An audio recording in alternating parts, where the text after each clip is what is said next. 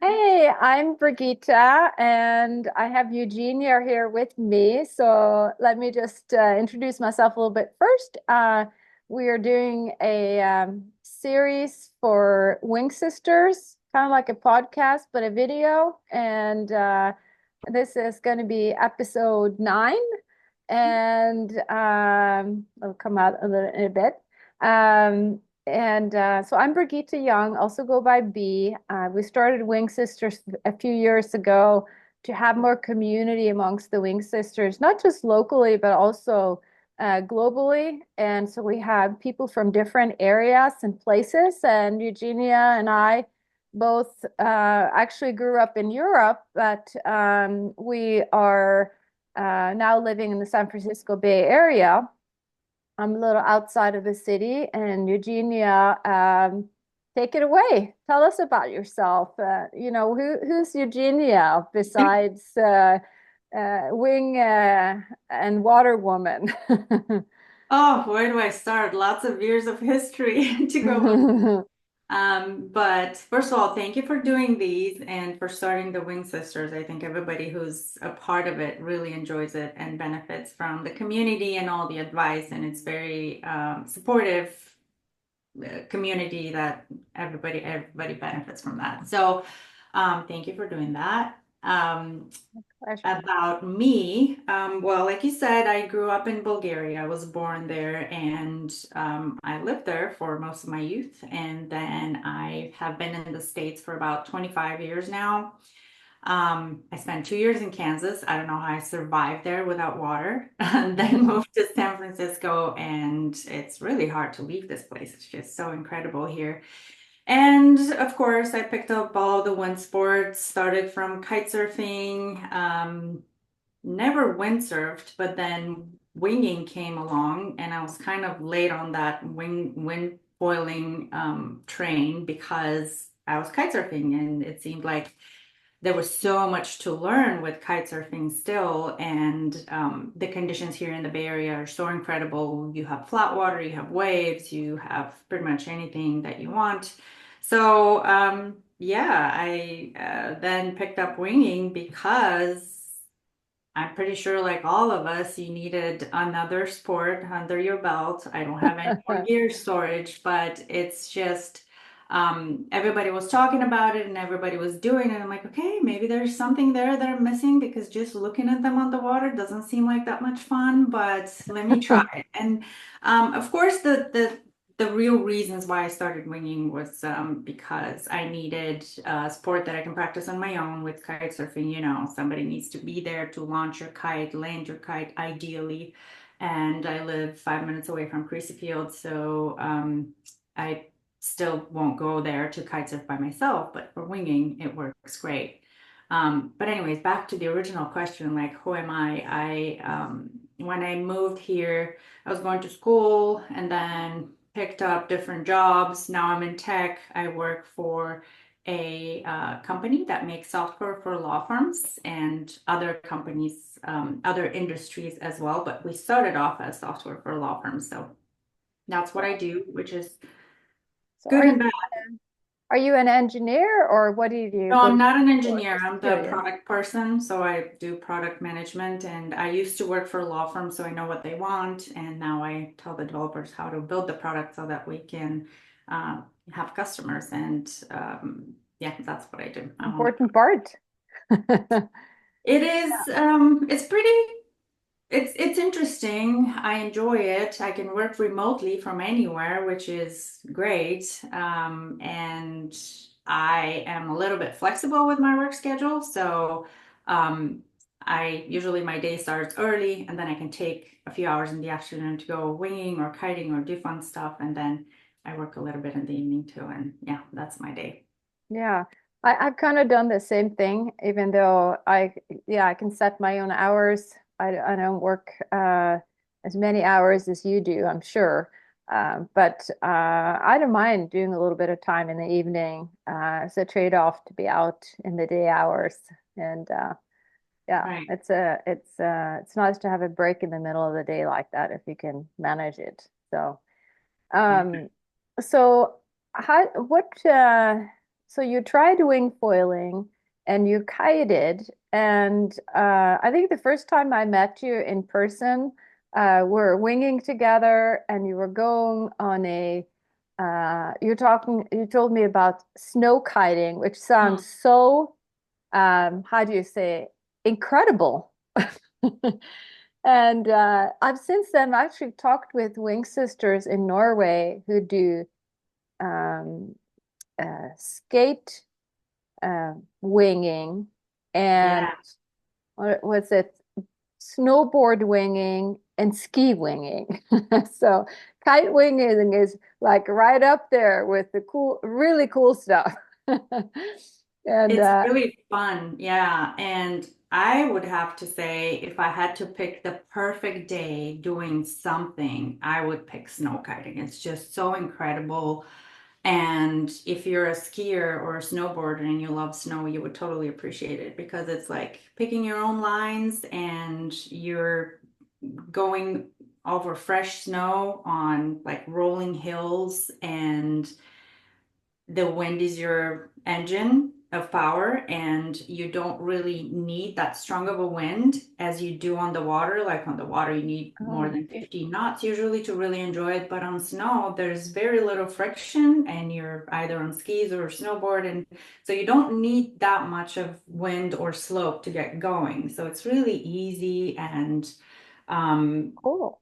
it's just mesmerizing. Yes, it's a wonderful thing. I wish that I really want to do more of that. Norway is an incredible country for that because it's all open spaces and it's above tree line. Well, actually, I don't know if it's above tree line, but it's just the A lot geographical of location of places, it. like so what it is the trees only grow up to a certain um, altitude. So above there's never any trees. So there's a lot of places like that because there's a lot of steep mountains, especially where I came from. Yeah. And Yeah, some other places too. that's actually where I've done most of it. And there's, I don't know, I met so many Norwegians who are snow kite, and then I talk to other people around the world, and nobody even knows what that is. And over there, it seems like every other person is snow kiting, and that's what they do on their lunch break. They just go out and snow kite. It's really incredible, and there's so much terrain. I really want to do more of that. It's just hard to find people to do it with, and I have to travel to places and just, I wouldn't go out in the middle of nowhere by myself. So you need somebody to share the stoke with, if nothing else. Yeah, when we after we get or have the recording for this, we can put it in the comments too, so people can reach out if they're into that or want to try it, and and that way Yeah, you can connect with others who do the same, around the world. So that's I would love that. I yeah, would that's love to go back to Norway, and I'm happy to organize a trip. I kind of know the spots, and I can connect us with other people there who either have schools or do touring. I know that you guys have that hut system over there in Norway, and you can literally go snow kiting from hut to hut and spend the night there and do like a 2 or 3 day trip. That's my on the top of my bucket list, yeah. something. I stayed I've stayed in those huts. Actually, my husband and I had our honeymoon in one. Oh, how sweet. That's Hiking and hut staying. It was really fun. yeah. Um, so what's your how does being on the water make you feel? Oh, it's like nothing else. It's really hard to describe, but some people talk about the medication, it being not medication, but meditation. And it's that, but it's also my drug and my meditation and my medication for everything, and Yes, I really was gonna cures say. everything. So, um, especially for winging, I struggled so much, if I have to be honest. I struggled so much learning. I wasn't that consistent with going out on the water, but also I never windsurfed. I come from kite surfing, so it was quite difficult for me to figure out what to do with the wing.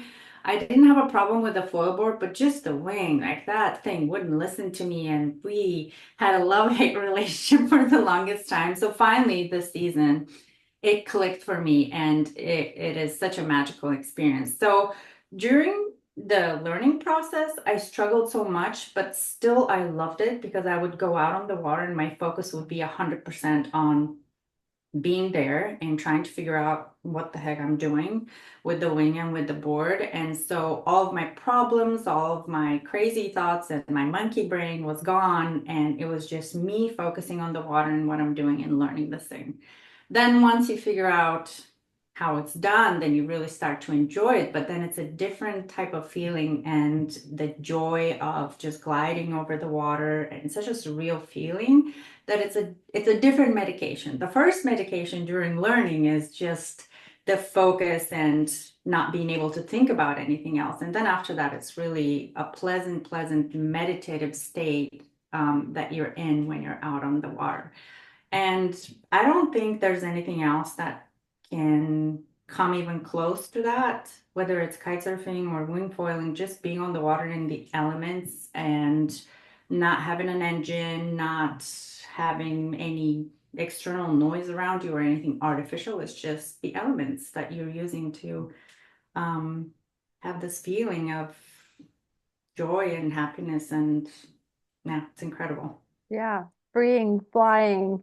I, Flying, there's so many ways to I describe love it. it. I love it. And what is your consistency level for getting on the water and what might get in the way, perhaps? I try to go out so when it's the season here in the Bay Area, I would go out pretty much every other day, I would say. I mean, there's other aspects of life that I'm trying not to neglect, although it's getting harder other than work. You know, there's friends and family and friends who don't understand wind addiction and water addiction or for whatever reason don't want to try. But when it's high season here in the Bay Area in the summer, I try to go out every other day. Sometimes it's, a few days in a row. Sometimes it's, I don't go out for a week. And then in the off season, I would take a trip or two a year, because otherwise it's just too long without getting on the water. And I've done it for too long, not winging, but kite surfing, that now I don't really have this urge to necessarily get on the water every day. Mhm. But so I would wait for good conditions. For example, in the winter, some people still go out here, and I would occasionally, but it's not like, oh my God, this week I haven't been on the water, I need to go out. So I'm a little more spoiled, and I would wait for good conditions here in the Bay Area to go out. But yeah, I would take a trip or two a year just to get So to a what good spot. so what are what about the trips?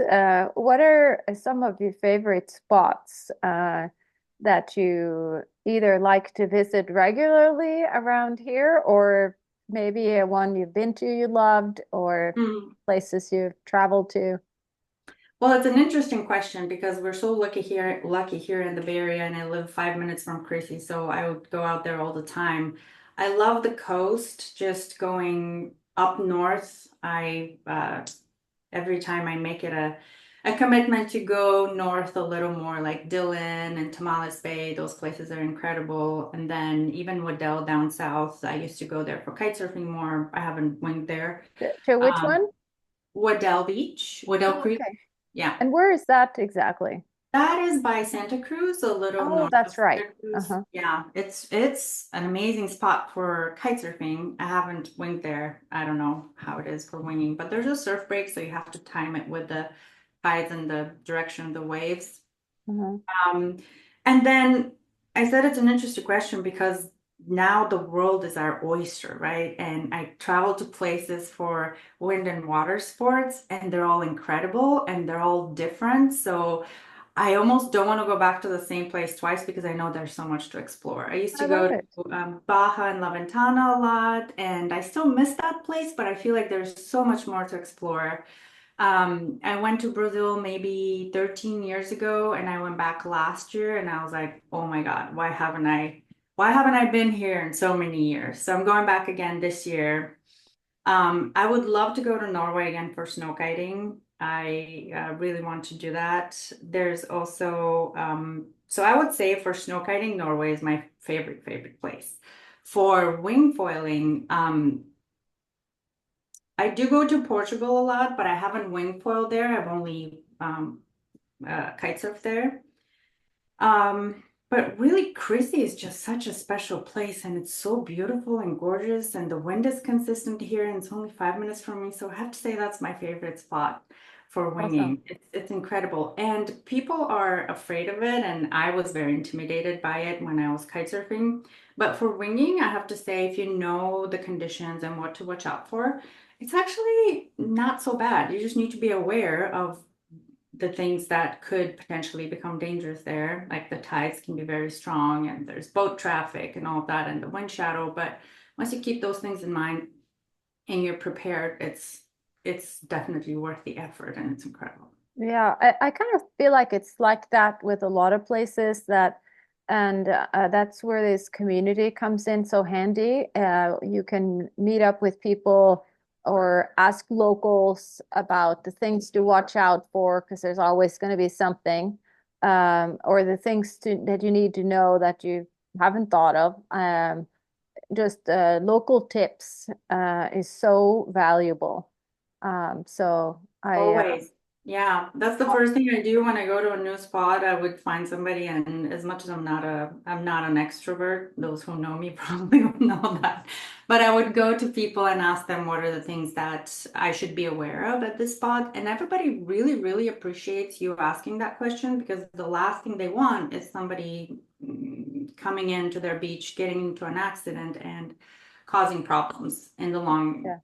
run for the sport. So people really appreciate you asking questions, and I think it's a great thing that you're. That's a great perspective, and I'm sure that's very true. So, yeah. If you had a magic wand, how would your day look like? Like, what would you do more of or less of? Oh, I will make the day not 24 hours, but a lot longer than that, first of all, because it's hard to do everything in 24 hours. But getting a good night's sleep is important. Waking up in the morning, not to the sound of an alarm, is important because that always stresses me out, even though that's how I normally wake up in the morning. But definitely time on the water with friends would be included, and then an after session get together would be a major part of it. Yes. Awesome. Yeah, Yeah. that's very cool. So understanding the nature of this sport, and we probably all had to adjust. Do you feel like you've adjusted something in your life, or you are adjusting something to make it happen? Oh my God, yes. Who hasn't? Um, well, first of all, I had to find more storage for all of the gear that I have. I had to budget for the gear that I have because it's not cheap, even though it lasts you a long time. And yes, wind is free, but the gear itself is not cheap. So it's just something you have to factor into your budgeting. And I really realized that I organized my life around the wind seasons because, for example, in the summer, I know if I'm here in the Bay Area, it's going to be windy pretty much every day. If I want to, I can wing or kite and get on the water pretty much every day. But I cannot put the rest of my life on hold. So I just need to prioritize accordingly, knowing that this is going to be the teaser that I have every day, looking at the wind and knowing that it's windy, but also I have all those other things that I need to do or want to do and Mhm. don't want to put on the back burner. So just being aware of that that's coming and I know it's summer, so I need to maybe see my friends that I don't see at the beach in Mhm. spring and fall or in the winter more so that in the summer I have time for all those other activities. And also with my work schedule, I start early and then I have calls at night too, but I made it such that people know I don't like being on meetings in the afternoon. So I'm kind of like trying to shape things that way so that I have a few hours in the afternoon in case it's windy, even now when the Yeah. wind is dying. So definitely adjustments based on the wind. Yeah, I can still relate to a lot of this, and I'm sure others will definitely too. So what are some of your favorite takeaways from being in in the water and wind sport community? Well, the wind sport community is incredible. Everybody that I've met is there's certain personality traits that you need to have in order to stick through the learning process. First of all, want to do this and then stick through the learning process. And it's so challenging in the beginning and frustrating that you need to really want it and be persistent in order to learn. So I think that those personality traits are in everybody. Like nobody learned it overnight, right? You need to Hmm. put in the effort into it. So I think that says a lot about the people, and everybody's been so welcoming. And I mean, you putting together this community, and I'm sure other people are on other forums too. But what I noticed is the Wing Sisters community is very supportive. And then other communities are more about people showing off and saying, showing their tricks or their spots, their favorite spots, but they wouldn't even say what that spot is. Oh, it's a secret spot. Okay, well then why are you even posting about it, right? And the Wing Sisters community is just supportive and people giving advice to each other and whatever they learn, they share so that other people can benefit from that. And then just being on the water, I think is the healthiest way of living because you have to be fit and you have to be healthy. Otherwise, you can't do the things that we do. And Hmm. every sport that I do, I think helps the other. Like my biking helps my skiing, and my skiing helps my kite surfing, and my yoga helps you with balance and all of those things. So it's all tied together and it just I personally feel better when I'm in a good physical condition and just improves the quality of life. If I can't do the things that I do for a few weeks, then things start to go off balance. Some stuff start hurting, and I have to pay more attention to getting back in shape just so that I feel okay. I don't know how people that don't exercise go through life, to be honest, because to me, it's just so important for my overall well-being. Yeah, isn't that the truth? So, um, has learning to wing, do you feel like it's transferred into other parts of your life, or do you feel like it's helped you in other areas, with either like mindset or with just the process or, anything? Oh, yeah, absolutely. I mean, just like learning and knowing that I need to stick through the whole learning process and knowing that on the other end of it, there's going to be something amazing, has taught me to be more patient. I'm not a Mhm. patient person, but I'm very stubborn. I think that's helped me too to learn. Absolutely. That I think that does help. Persistence, right? I should say persistent, not stubborn. Yes. Yeah, I know either Um, way. but yeah, that's definitely helped me. And it has taught me that if you are persistent, there's no way that you're not going to learn. And there's no way that you're not going to be successful. You might fail at first, of course, because nobody has gotten it from the first try. But that's why we fail, so that we can continue trying, and then eventually there's no way that you're not going to get it or achieve what you are trying to achieve. So I think that's been the most important lesson Mhm. from all those sports, because even with wing foiling, I and I'm telling this to everybody because I struggled for so long, and I'm looking at people and they learn in a month. I'm like, what is it that I'm doing wrong? I will never learn this sport. I literally thought it was hopeless. And then I don't even know what happened. It just clicked eventually. I think I just reached the point where my muscles were like, all right, we better get this. And then all of a sudden I was able to ride consistently and jibe, even jibing like literally happened overnight after I was trying for so long. And I kept crashing, like, oh my God, I will never get it. So that is the biggest lesson, that if you just are persistent, then eventually you will be successful and you will achieve what you're trying to achieve. I love And that. yes, has helped me with just my mental health and my physical health. And when I feel good, I feel like that projects on other people too. And I'm better in my relationships with people and my interactions with people. So I think that it has benefited other people too. Awesome. Yeah, my family certainly loves it and if I don't get out for a while, they'd be like when they all lived here, my I have kids in their 20s now, but when they all lived here, they were like, "Mom, don't you have to go winging?" I You know know how that. happy we are when we get home, right? Right, So, right. and you know how you feel. So, well, thank you so much for your time, Eugenia. This was great. And like we said, we'll post your uh, how to follow you on social media or find you and go snow kiting or Yeah, all the fun things. let's And do it. those in the YouTube comments. So let me see. Yeah, let's go. I would